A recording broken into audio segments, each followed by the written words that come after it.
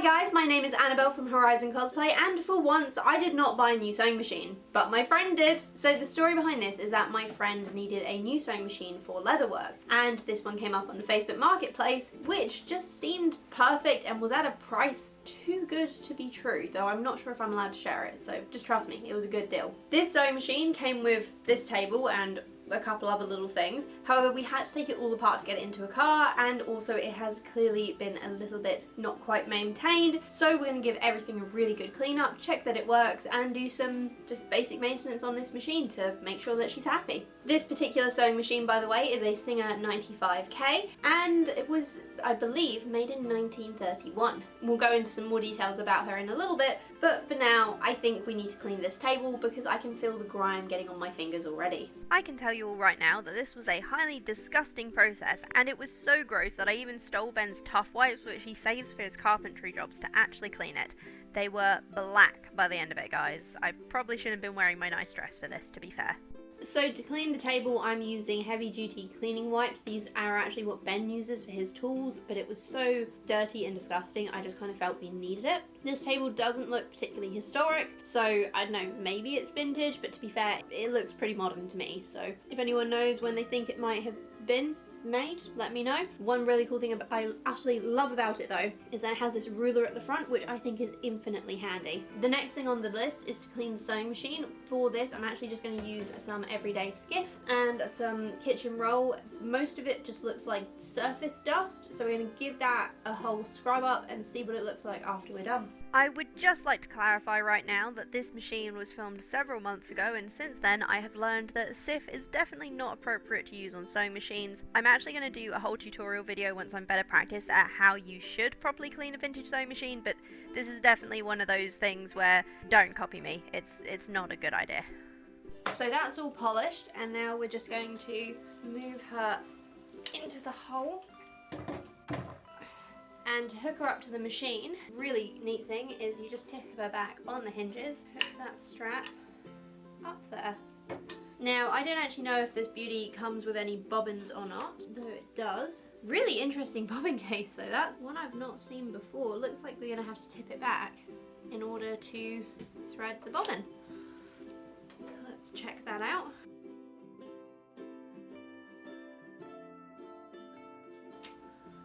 Okay, so we have a bobbin, which is better than none. To be fair, these are quite easy to find on eBay, so I'm not too worried about the fact it does or doesn't come with a bobbin.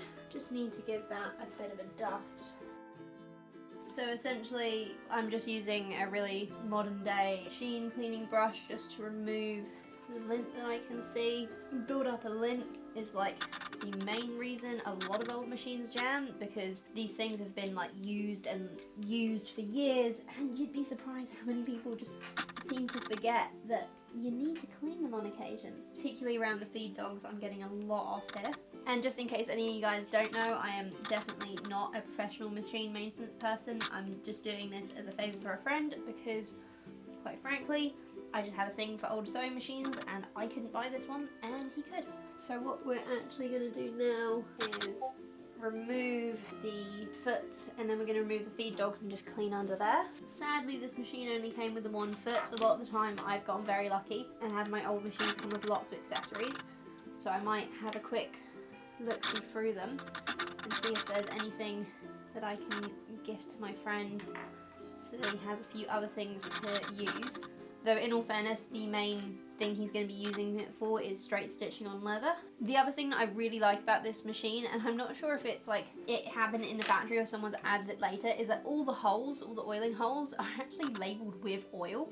Which is cool, because when I first got into vintage machines, I didn't know why my cast iron machine had all these holes in it. Now, something I want to quickly touch on as I look back on the unboxing of this machine is these scratches just here on the neck. These marks are what are known as a pin rash. It was caused by having a piece of cloth wrapped around this part of the machine to be used as a pincushion. Unfortunately, it's scratched off the decals, and there are several lines where it's definitely gone right through the paint to the bare cast iron underneath. But you know what this means? That a lot of pins were taken out of the fabric and put into this wrapper cloth. So in other words, it was well used and well loved. You might even think of them as the sewing machine equivalent of a hickey, though maybe a bit more of a permanent kind than the one drunk teenagers normally give each other. So yes, sewing machines can get love marks too. That is what I've just gotten out of one brush from the feed dogs. Poor baby definitely hasn't been cleaned in a while.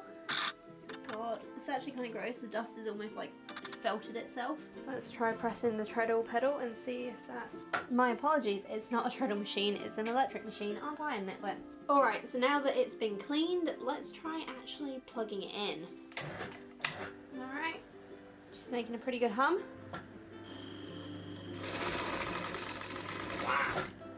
Well, it's not stitching, but it has power. Okay. For some reason it's not. I think it's the bobbin.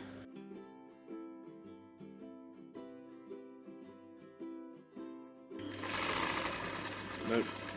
I don't get why it's not sewing. So we've had a few problems about getting it to, you know, actually stitch. So what I've done is I've just taken a quick little video of what the problem is, and I'm gonna post that online and ask some people for advice, and hopefully they'll come back with something useful, because I was really hoping to deliver this machine to my friend today, but if it's not working, I'm not 100% sure I can do that. Hi guys, so Annabelle's already done half of this video for you. I'm just doing the other half now. We figured out why it wasn't sewing originally. It turned out that whoever had it last, before they gave it to us, put the needle back in the wrong place. So the needle was round the wrong way, thus it was not sewing properly.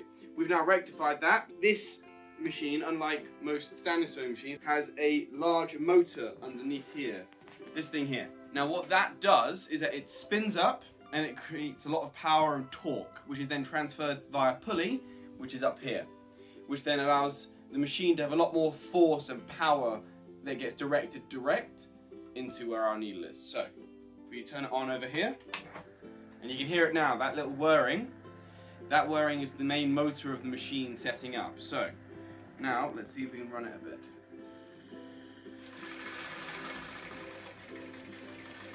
Wow. I'm not gonna lie, the motion on this is beautifully smooth, and the stitches on that are insanely neat. So what you see in front of me is an old-fashioned Singer industrial leather sewing machine. This thing would have been made for using leather and making things like bags, wallets, shoes, potentially, depending on the thing. Probably more looking at clothing, if you were to be perfectly honest. You can tell because it's got a large ruler set up at the front here. It was picked up from a person who does essentially housing clearance for those members of family who have died but don't have any relatives left. So this was given away. It was only about 50 quid, which is a good steal considering that there's quite a bit of damage on it, you know, old scratches. It is an old machine. It was made in the 1930s, so for its age, considering that it still runs perfectly smoothly, it still threads properly, and everything is here, we're not missing any parts, it's a pretty decent buy. It is fully industrial, fully cast iron body, thing that weighs an absolute ton, and it's powered by a heavy duty industrial motor underneath this. You can also tell that it was used for lots of upholstery due to the fact that the sewing here is in both inches and centimeters, which allows seamstresses, tailors, whoever's using it to obviously switch between the two measurements with ease. So if someone gives them, oh, it needs to be roughly 40 centimeters long, they know exactly where to mark it up and they can then convert it vice versa. And it's just a fantastically set up machine. We do believe that the body's been transplanted a few times. You can tell because even though it has the original hinge points here, this worktop and the motor that runs it are definitely made a lot more modern than the machine that is here. So this would have originally been on something a lot bigger, a much bigger table. The motor that would have ran this thing would have been triple the size of the one that you can see under here.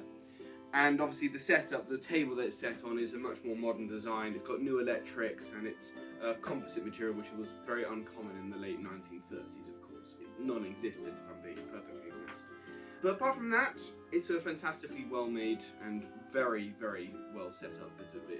Okay, so now we have this machine working, it is time to give it an oil. I am using official Singer sewing machine oil, which I swear by, and if any of you want to use it, like easy to get off of Amazon. And all these little holes, you can see that it's labelled, and I'm just going to put a few drops of this in each, and then we're going to turn it back on and run it through again, and hopefully it's going to go a little bit, to be fair, it was really smooth already, but hopefully it will be even smoother, so.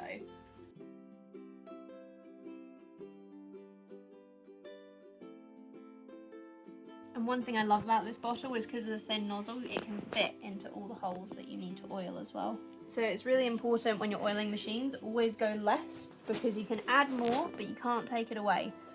So I'm just aiming to put about 3 drops in each hole. I'm guessing this poor baby hasn't had a drink in a while. Normally I'd only go 1 or 2, but I think 3 is fairly appropriate here. Okay.